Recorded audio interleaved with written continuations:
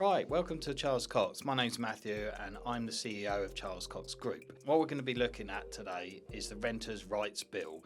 So it's a new piece of legislation that's going to come into effect probably around about Easter 2025. It was first tabled in September 2024. So they've been making some tweaks in the background to it, and that is really going to affect the way that landlords, buy-to-let landlords this is, and tenants interact with each other under this new piece of legislation, which is getting a bit of an overhaul. So the first piece of new legislation is the big one, the one that's on everybody's lips, that is abolishing or disposing of Section 21. So those of you that don't know, just a quick little elevator thing for 60 seconds on what Section 21 is and what they're planning to do. So Section 21 is a no-fault eviction. It means your landlord can just issue you a notice saying, I want the property back. What the government want to do is ban that. That's it, basically.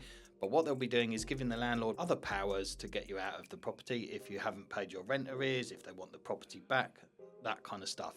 But it will make it a little bit more onerous on the landlord to give a reason for evicting the tenant. So that's going to be the main key thing for that. So the next thing that's going to happen is a lot tied to registration of landlords. So they're going to force individual private landlords to be registered so that people can actually complain to the ombudsman about their landlord. I think this is a great thing because it will get rid of all those unscrupulous landlords that give us good landlords a bit of a bad name.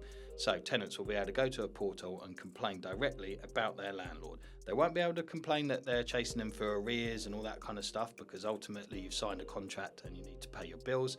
But if they're not fixing issues, maintenance, damp issues, that kind of stuff, you'll be able to go to the ombudsman and complain about it. But the important thing to note is that you need to continue paying your rent. You probably won't be able to offset, I'm not paying because the landlord isn't fixing. You have an obligation over here which is separate to the repairing obligation. So just bear that in mind. And what we're going to be doing in the coming weeks, so look out for it, don't forget to subscribe to our channel and watch us on all the socials, is we're going to be having a bit of a podcast kind of session with James Foster, who's head of our lettings department, and we're going to be really drilling down on how he thinks it's going to impact landlords, impact tenants, and how both parties can prepare themselves and how and what they should expect.